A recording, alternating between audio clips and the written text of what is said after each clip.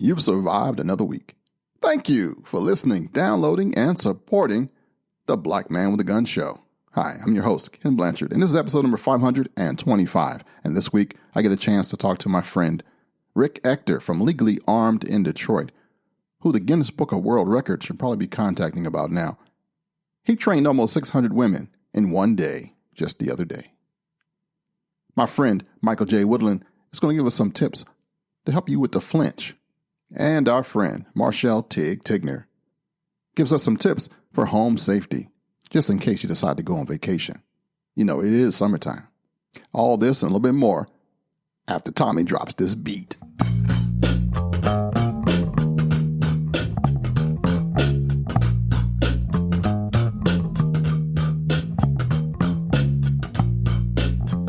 This is the weekly podcast that's been around since 2007 with over 1.7 million downloads.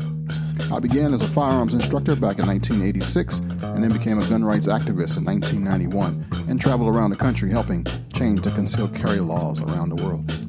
I've been featured in the UK and in France, and I even caused a little stir in South Africa, but that's for another time.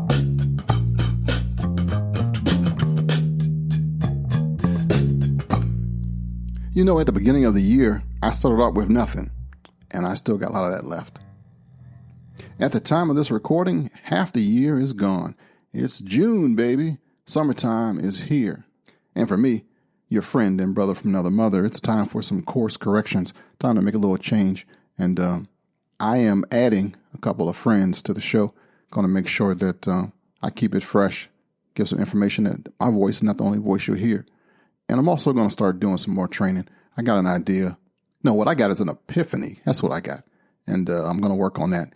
I'm going to keep it a wrap for right now. But stay tuned. One of the things I'm realizing for this week is that relationships are more important than results. Relationships matter. I plan to take care of those who have been taking care of me. I'm going to close my circle a little bit and just be more real to the real people, not those just looking for attention and more accolades, but the folks who've been putting the work in. When you get a chance, check out blackmanwithagun.com. I kind of tidied it up a little bit. I made it a little bit more user-friendly, a little bit easier to read. Because we're getting lonely and need your eyeballs on it. Let's get episode 525 started with Tig. You're up, baby girl. Thanks, Ken. This week I'm going to be talking about keeping your home safe while you're away on vacation.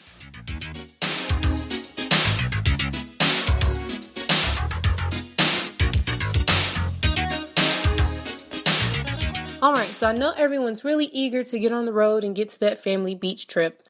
But there are a couple of tips I want to remind you of before you go, just so you can make sure you keep your home safe. Number 1, have a trusted friend or family member house sit for you. Or at least ask them to pick up your newspapers out of the driveway. Nothing says vacant house more than yellowing newspapers on the front lawn. You should also ask them to remove those annoying doorknob flyers while you're away. Number 2, keep up the landscape. If you normally cut your grass every Saturday and things start to look overgrown and neglected, it's easy to come to the conclusion that you're not around. If you plan on being away for an extended period of time, hire someone to take care of the landscaping chores in your absence. Number 3, show some caution when you talk about your trip. Your blog probably isn't the best place to announce that you'll be away from home for a month. Being aware of who's around when you discuss your trip in restaurants and even at work isn't a bad idea either.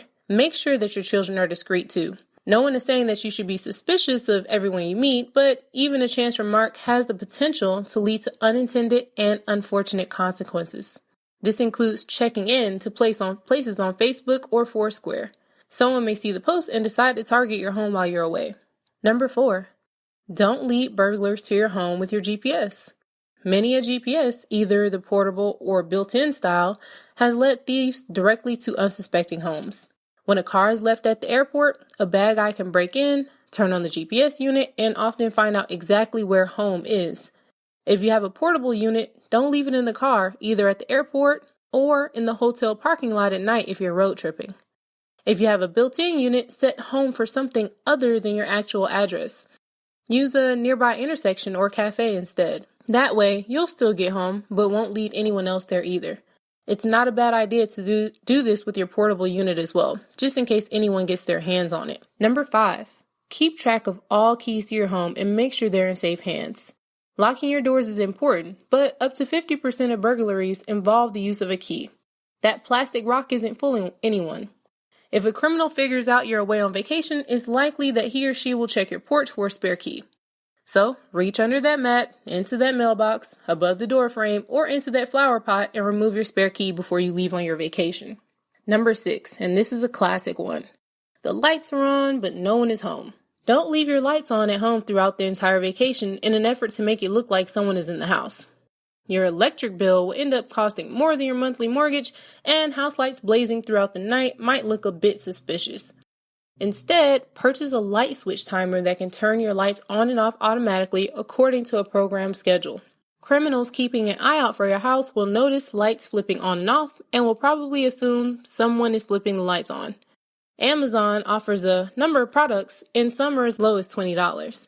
The danger here is that if someone is really intent on robbing you, they will likely be watching the house for a period of time. If they notice that the lights go on at exactly 7:05 p.m. and off at exactly 10:35 p.m. each night, it will probably not take a genius to figure out that they're on a timer. The way to make timers work is to use a varied schedule. If you can find timers which are controlled by an app or your cell phone, that will probably be the best option. Then you can vary the times, making it look more like people are still in the home. Number 7, security system. Now this might be a common sense thing, but it's never a bad thing to remind you. There's no better way to secure your home while you're away on vacation than a home alarm system. With the technology available, at minimum, you'll be able to have a system with a control panel, door and window sensors, motion sensors, glass break sensors, and oftentimes these features can be monitored using your cell phone. Alright, so those are my tips this week for keeping your home safe while you are on vacation. That's it for this week. If you want to contact me, I am at triggerhappypanda.com. Thanks, Ken. Back to you. Thank you, Lady T. Good job. This portion of the show is sponsored by CrossbreedHolsters.com. Crossbreed Holsters has gained national recognition as a maker of the best and most functional concealment holsters available on the market today. Each holster is handcrafted to ensure your firearm is safe and secure while carrying, combined with the best customer service in the industry. Visit CrossbreedHolsters.com. Hey, for some reason, I just feel like there's a couple of new people listening this week. So let me tell you something. Guns are not evil. They are only mechanical devices. They're tools. True, they are on our streets in the hands of criminals, but guns are no more evil than the money they also carry. A minister once told me that money is not the root of all evil. He said that the love of money is what is evil. And this statement is also true about guns. People would prefer to blame the instruments of crime instead of focusing on the individual responsible for the crime. Today, the leading cause of death of Americans is ignorance. What we don't know about parenting, AIDS, guns, and the law is what's killing us. There are no quick fixes. Don't let the tears of our mothers be used as propaganda against your rights. When you, the responsible, law-abiding citizen, hear that you should turn in your guns, don't buy into it. That message is for the kids on the street and the criminals who shouldn't have guns anyway. All efforts to repress and control people throughout the centuries has been forced by racist and elitist beliefs. There are actually firearms that have been sold in the past that were originally designed to specifically kill Africans in South Africa, as proof of my comment about racism. The strictest gun laws are in the cities that have the highest concentration of people. Of course, while many gun control advocates will state that these new laws are for the safety of everyone, the restrictions affect only a particular class of people. In order to take you into this new territory, I got to show you where we've been. We conveniently forget that we were not always slaves. The plight of African Americans today is partly the blame on our short-term memory. We conveniently forget that European scholars wrote historical accounts that we take as gospel. The Wild West, for example, was full of African Americans and Native Americans who carried guns. Our roots are full of sharpshooters, cowboys, and outlaws. Check out the history of pioneers like Mary Fields, Clara Brown, the Buffalo Soldiers, Ben Hodges, Jericho Bill, the Deacons of Defense and Justice, and the Black Panther Party for self-defense. It will then seem like everybody from great-granddad to Aunt Minnie owned a gun, and they did not kill children. These men and women, though newly emancipated, were more free in spirit than many of us today. They fought for knowledge, rights, and survival. What are you fighting for? As a longtime advocate of the right to keep and bear arms, I can say without a doubt that the most negative stereotypes that we have been from my own people. For 25 years, I've heard the most outrageous claims. I've heard grown people, educated people say that they wouldn't trust themselves with a gun. To admit that in public is like saying you shouldn't be near a hot stove, or I can't be trusting you with a knife, a butter knife for that matter. But it doesn't stop there. I remember trying to get my book into a bookstore, and they said, no, we don't want to promote this. But right behind me was a counter with a book about romanticizing a drug dealer, a pimp, and a prostitute. I'm trying to do responsible gun ownership. And we allow others to sell us crap that destroys our image. And in this one thing, has been far more successful than any full-scale government propaganda machine in undermining all the accomplishments of our civil rights heroes of the 60s. Yeah. The only people that don't have guns legally in their homes are African Americans. And this is proof positive we have bought the lie, hook, line, and sinker. The people that want us unarmed and helpless don't have a hard time convincing us. They utilize the magazines that our mothers read. The media attacks capitalizes on our fears and protective instincts of our black women. And in no time at all, they've disarmed black America. They have successfully caused us to believe it is wrong to own a gun, to alienate our children, to sell them out as a lost generation, and to encourage us to administer mind-controlling drugs to them all. Worst of all, we have young men looking forward to going to prison as if it was the University of African America. Don't embrace the crap that you hear on the radio and in the media. Racially motivated violence is not the only threat to which blacks are more vulnerable. An African American has at least a 40% chance greater of being burglared and a 100% chance of being robbed than a white person. They're exposed to more crime and are given less protection by the police. So that awful gun that is so politically incorrect today could probably save the life of a member of your family or yourself. Don't wait for the police. They don't have to protect you. They have no duty to. And when you hear that bump in the night or see that shadow in the hallway that doesn't belong in your household, think on these things. All right, next up is a shooting tip from Michael J. Woodland. Big Mike, take it away, brother. Thank you, Ken, and welcome to another Tips and Review segment. I am Michael Woodland of m-wtactical.com, and today we're going to discuss getting rid of the flinch while shooting.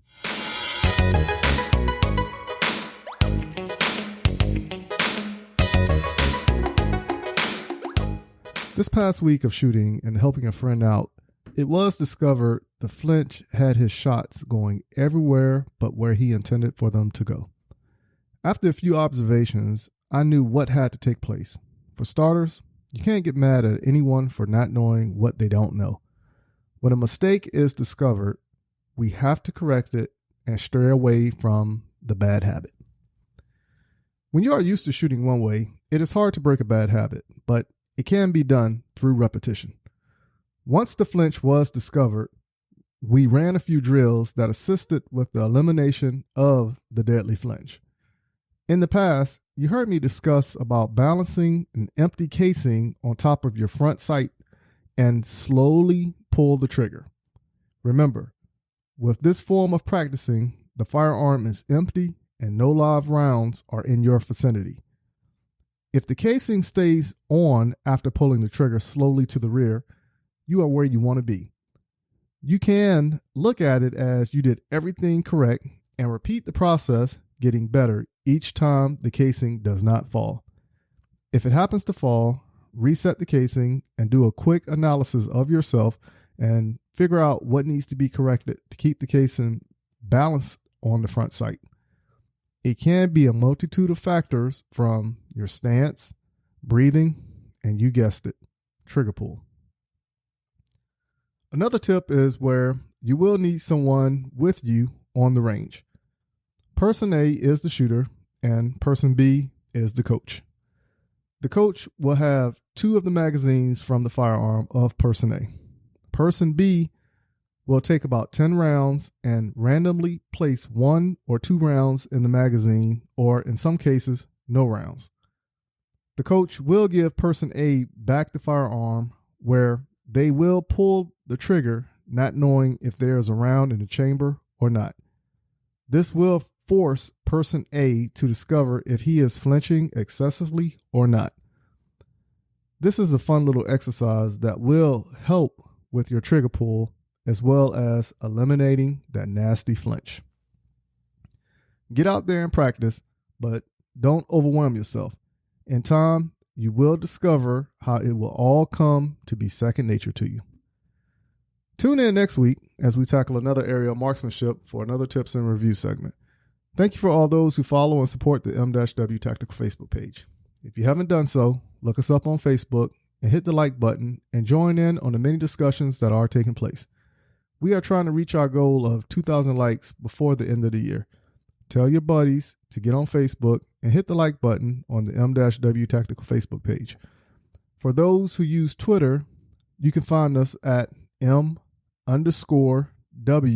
Tactical. If you are more into photos, follow me on Instagram at Munitions Weapons Tactical, all together, where you can get an up-close and personal involvement of my daily life and involvement at a shooting range.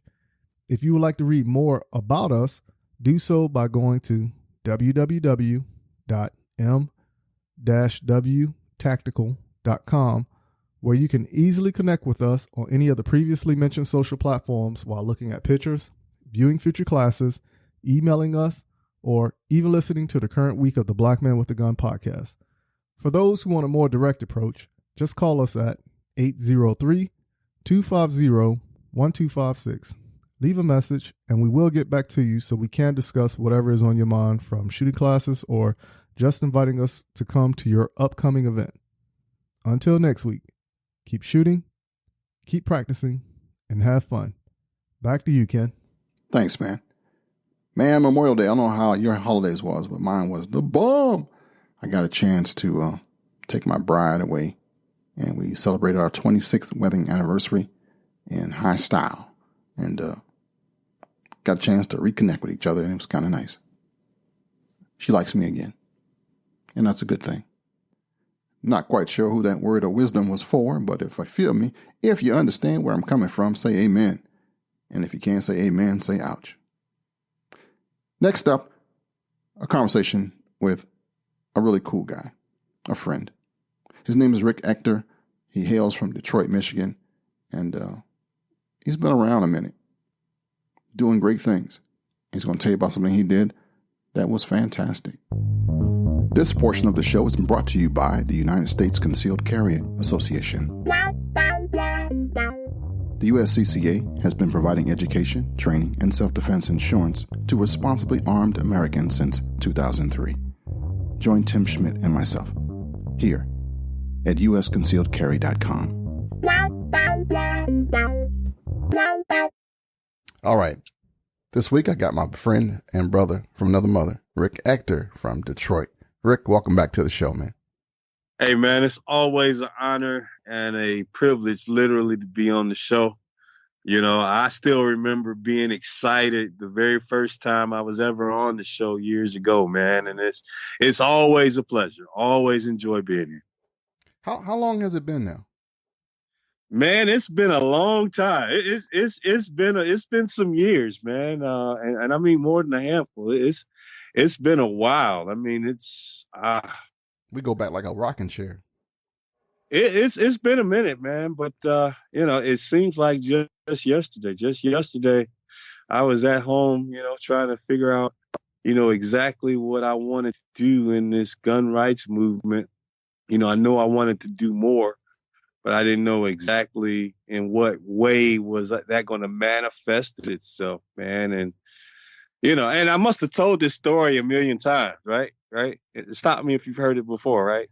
And typed "black man with a gun" in Google, and then lo and behold, I found you, and the rest is history, man.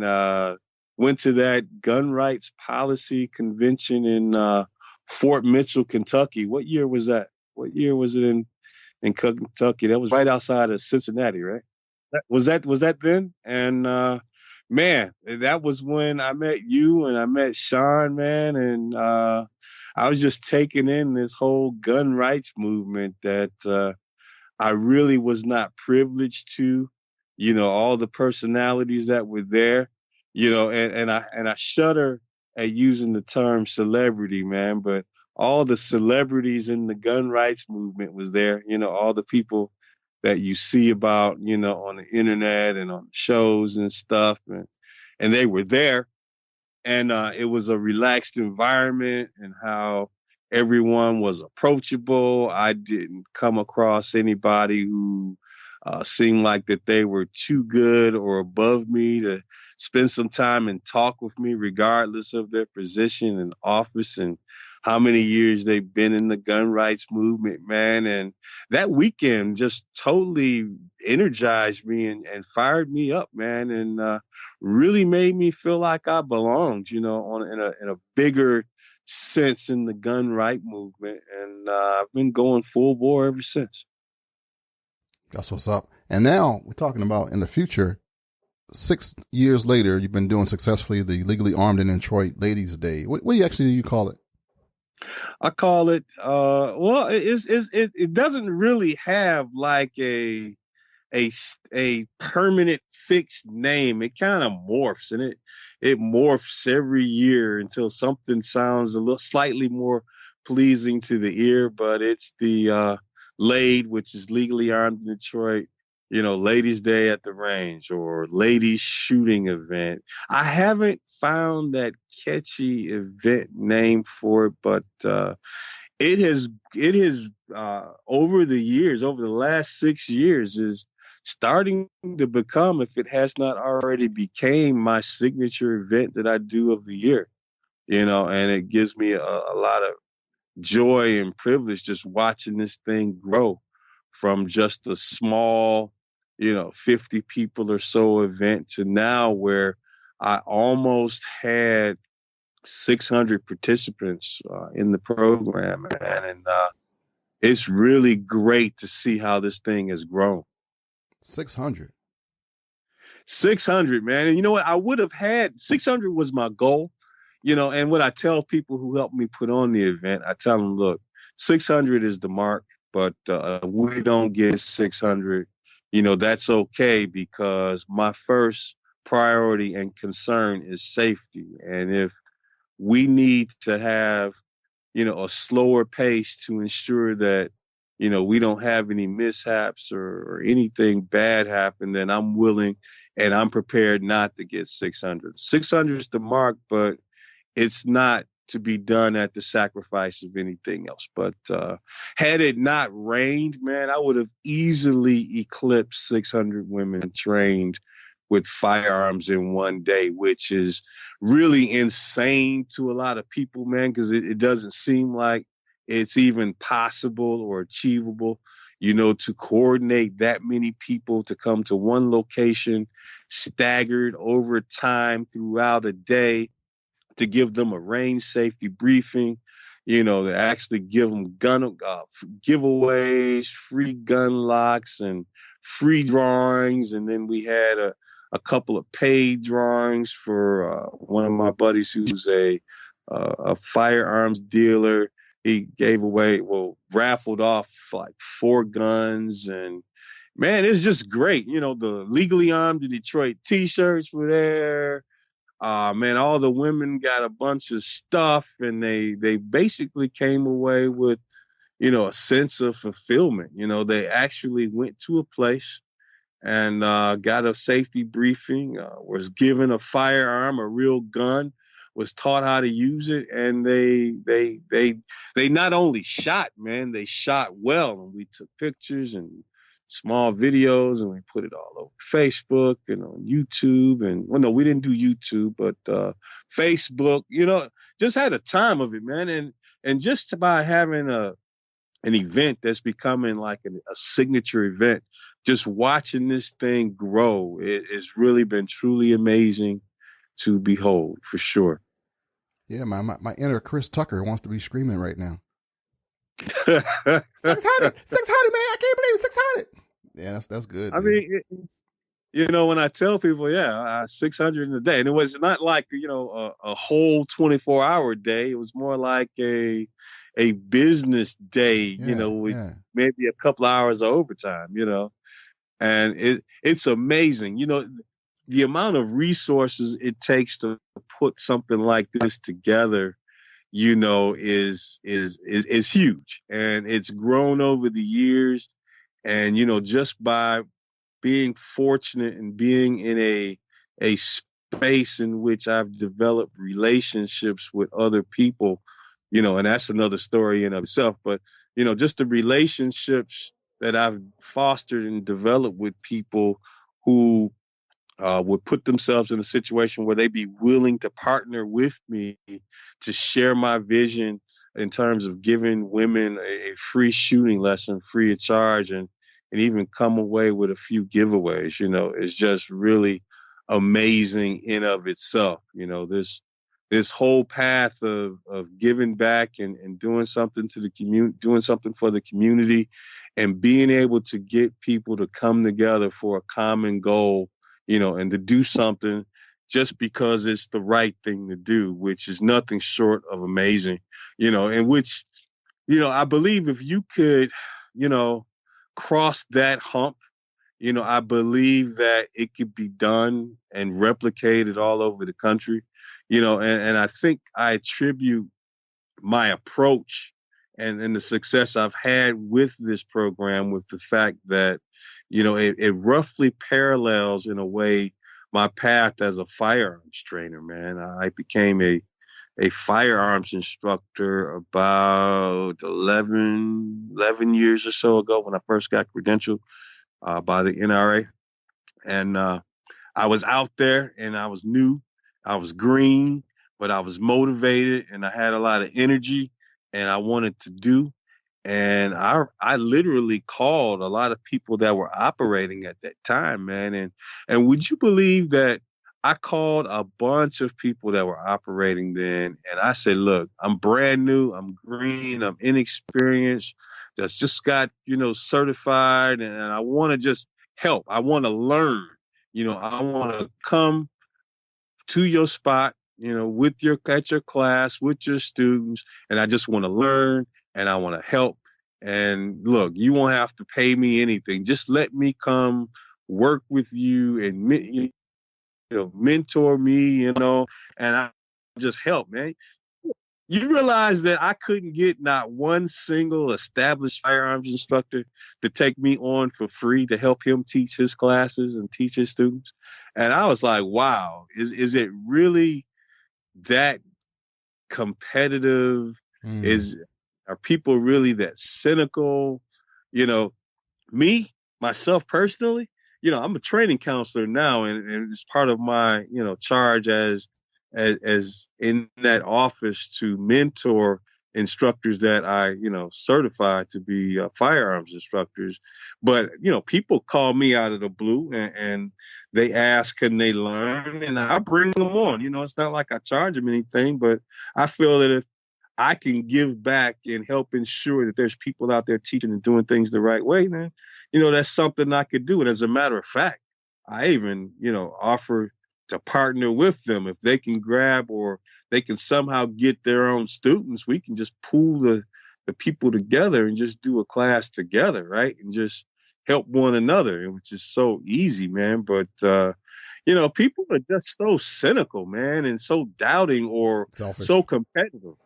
Selfish. So that whole mindset was something that I knew that I did not want to duplicate, in my path as a firearms instructor and later a gun rights advocate, man. My position has always been, look, there's more than enough for everybody. I don't buy into this zero-sum game. We can do more together than we can separately. And that's really a theme for this women's event that I do, man, because there's no way I could do this event by myself.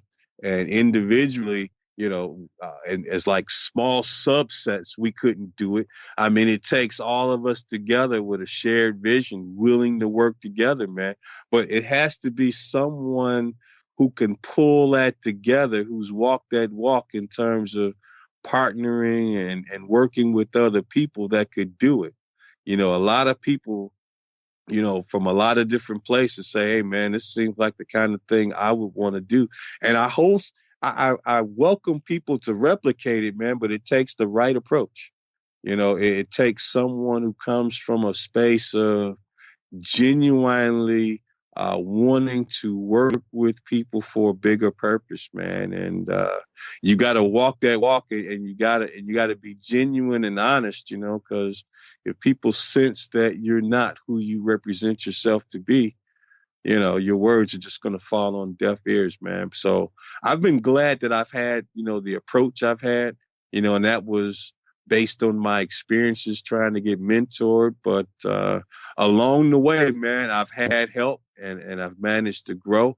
And I want to keep this thing going because the ultimate thing is empowering women. And, there's even some guys out there that are mad at me, man, that are salty because I'm giving women free shooting lessons and I'm not focusing on the men who are nowhere nearly as vulnerable as women. So, you can't make everybody, happy, man. You just have to figure out what path that you want to walk and figure out how you want to accomplish that and make it happen. And I've had nothing but fun on the way.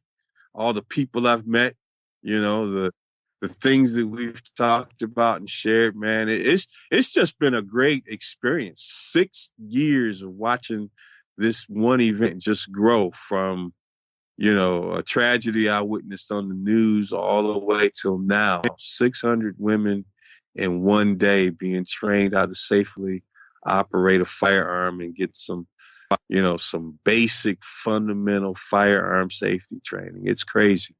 Looks like you're going to get another award this year from somebody. I don't know, man. And if it happens, it happens. But I don't do it for the award. The thing was, I'm doing it from a space of I want to, empower people, and I think that's the end of the day.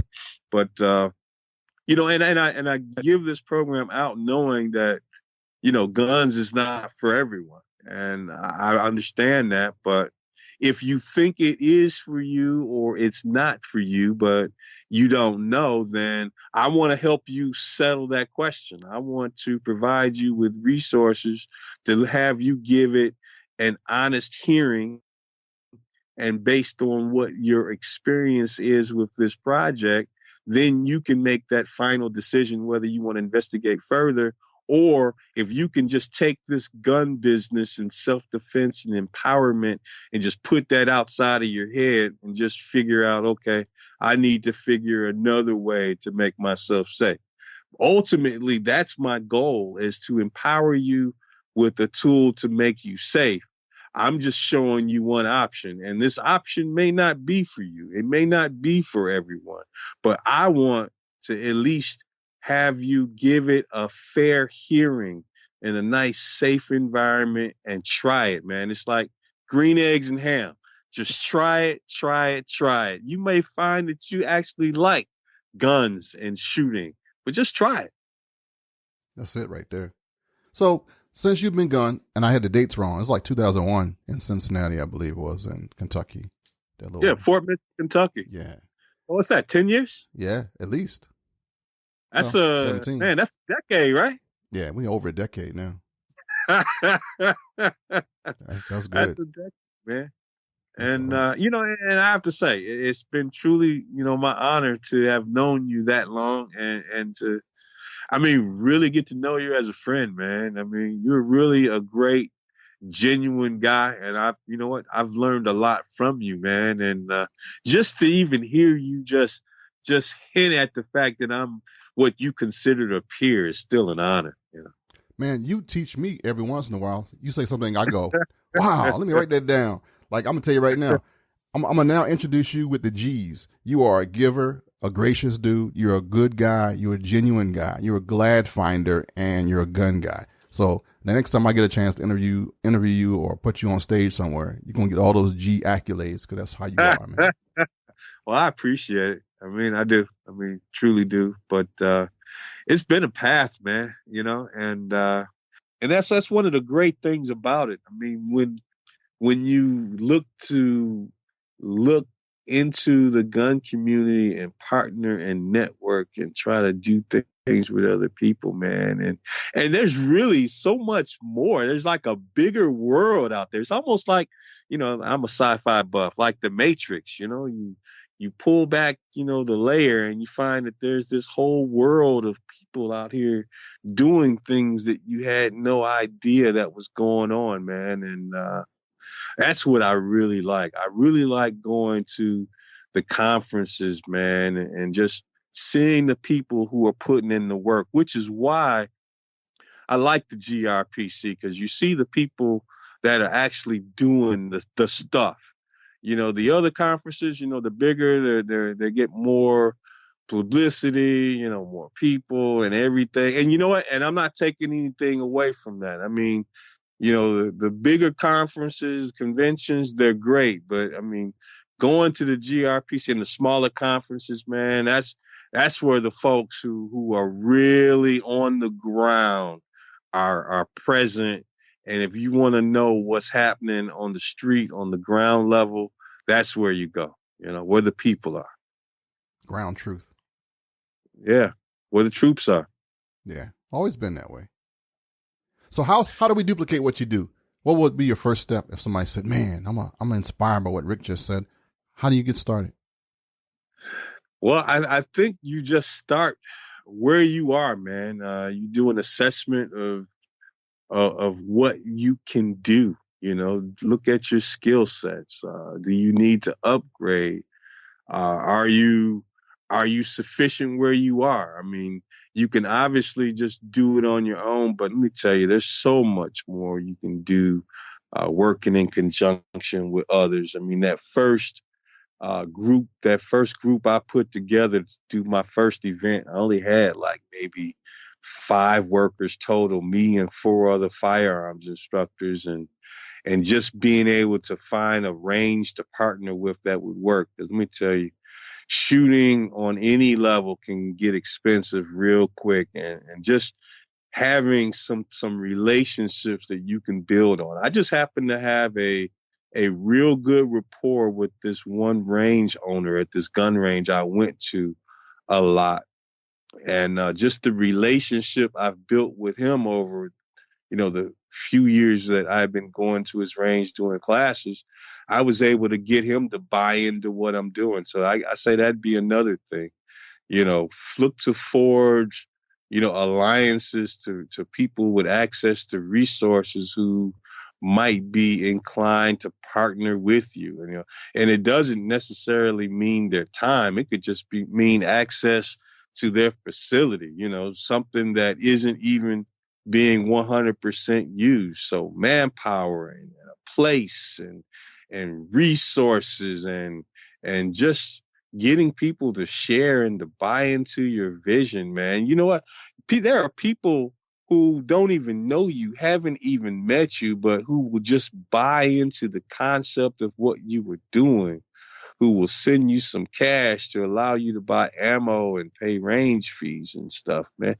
So have a vision, have a plan, look to partner with others, find people who are like-minded, and get people to buy into your concept, man. Because really, all I was a guy who saw this woman whose body was discarded on a Detroit street like 6-7 years ago, and I felt, man, somebody should do something. And just that thought, I was able to, put it out there in social media and found some people who, shared in that vision, however small, and came to donate time, resources, and facilities to make it happen. So, just know that if you're coming from a real good place and you really want to go do a good thing, I mean, put it out there and you will find some like-minded people who will help you. I mean, they will just come from nowhere. You put it into the universe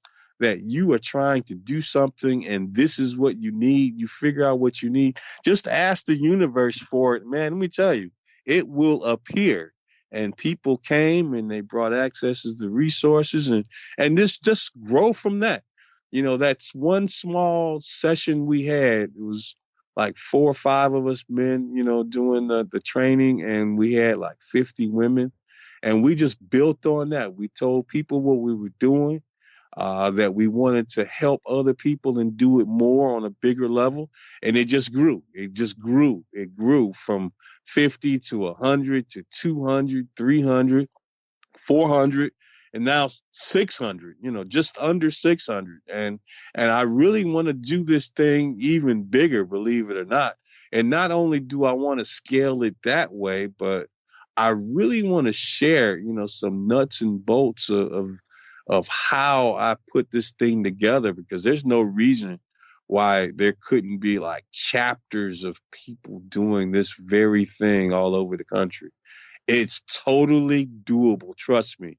If I can do it, man, it can be done by just about anybody. You hear that, y'all? We're going to have to make it happen. That's good stuff right there, buddy. So you work on an indoor range or outdoor range? This primarily been an indoor range, here in urban America. And I'm very cognizant of the fact that you have, man, a worldwide audience, and even on the national level, we don't have access to, outdoor ranges. All we have is pretty much, well, there's some spots that are out there, but they're really limited. It's primarily an indoor range thing here in urban America, but it can be done indoor or outdoor. I mean, it's the same concept, the same principles. It's going to take relationship building, and getting people to buy into your vision and just make it happen. Yeah, you just inspired me to do something different. Whatever it is, go forth and do it, man, and give me a report of how it turned out. Oh, you got it. What's next on your plate? Now that you accomplished this big thing, what you gonna do next? Next, man, I want to keep growing it, this thing here, but I'm always looking for other opportunities. I'm a training counselor with the NRA, so I'll be looking to put together, another class of people who want to be the next generation of firearms instructors and trainers. I do a series of seminars. A big thing that I do is this one seminar about firearm legal protection, about how people can protect themselves, legally, from both the system and being sued. I mean, if you're really serious about personal protection, and heaven forbid you actually have to use your gun to defend yourself, there's a lot of consequences that go along with that, and preparing people, to get ready for that. I mean, the mere fact that things can happen means that you got to prepare. You don't prepare, you'll be and not so positioned to deal with the consequences of defending yourself. So, man, I'm just looking to just grow and help more people and train more people. I'm a trainer at heart, training counselor, firearms trainer. I mean, I just train, man. And that's the thing that I really like about firearms instructors, man. They train people. They actually enjoy empowering people, because I come from, and I'm sure you've heard my story before. That's where I came from. I came from being a person who was literally robbed at gunpoint, here in Detroit. 11, 12 years ago, man. So I understand. I understand being in the big bad city. I understand being vulnerable. I understand being robbed and victimized, and being happy to still be here. And I still remember that put up or shut up moment. Do I get trained or do I just move? And deciding that I'm going to stay put and I'm going to get as much training as I can get. And then when I felt that my sense of empowerment has sufficiently grown. I wanted to share that with other people. And it's just a path and a journey, man. And I'm just living it, just seeing what tomorrow brings. I heard that. How can folks reach you on the net if they don't already know who you are? Man, I'm. You know what? I've taken the Ken Blanchard approach to the internet. Be everywhere, man. Just Google me, Rick, R-I-C-K, Ector, E-C-T-O-R. I can be found on just about every major social media platform, whether it's Facebook or it's YouTube or it's what's some more social media, Instagram, Blogger. I mean, I'm just about everywhere. My approach is to be everywhere. If you Google me, Rick Ector, R-I-C-K, E-C-T-O-R, you will find me. And when you find me, you'll have that eureka moment when I've typed in black man with a gun and found Ken. And you know what? Let's get together. Let's network. You'll be amazed at what we can do together. It's so much more than we can do alone. That's motivating because relationships matter. They do. They truly do. Rick, thank you, man. And don't be a stranger. Man, never that. Never a stranger. It's always a privilege and a pleasure to be on your show, man. And I just look forward to the next time I'm going to bump into you in person. You know, what's next for you? You're going to be at the GRPC or there's NRA's got a new conference now, right? That they're coming out, personal protection conference thing. I don't know. GRPC. You'll be at the GRPC, huh? Yeah. Okay. Well, there it is. I better figure out what I need to do to get my resources together so I can be there. I'm in the same place. The hustle never ends. The hustle never ends. All you have to do is figure out, okay, what you want to do and what it's going to take and put a plan together. But I know that you're going to be at the GRPC, so that's my mark now. That's what I'm shooting for. 10-4, but I'll see you there. All right, see you there. If you are familiar with apps on your mobile phone, if you have space for another one, the Black Man with a Gun has a new app available for now for Android, so you can get it on iOS and on Android platform. What does it do? It allows you to get this podcast straight to you, no chaser. Plus all social media links to me in one spot. You can contact me. You can do a whole bunch of stuff. You can send pictures through this thing. It's an awesome app. And I got a special for you. If you act now, you can get it for free. Well, actually, it's free all the time. But don't tell my mama. She thinks I'm making millions from podcasting and this app stuff. Not. This show is being supported by people just like you, though. 26 of them as of today from patreon.com. If you'd like to be a supporter of this podcast and keep it moving, go to patreon.com/Black Man with a Gun. The links to it and the free apps will be in the show notes.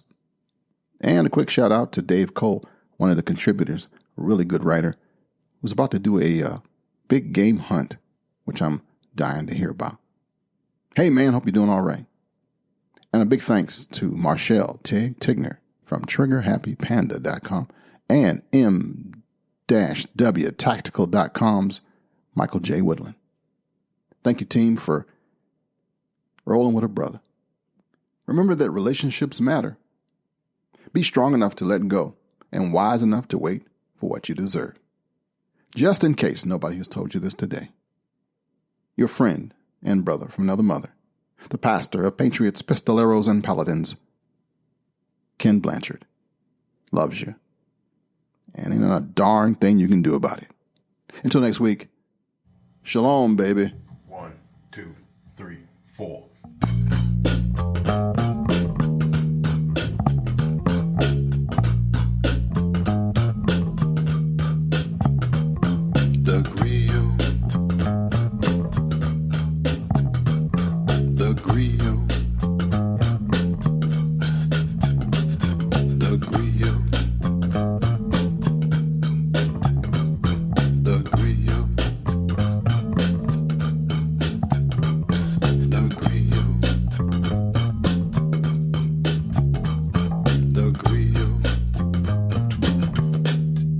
is also the black man with a gun.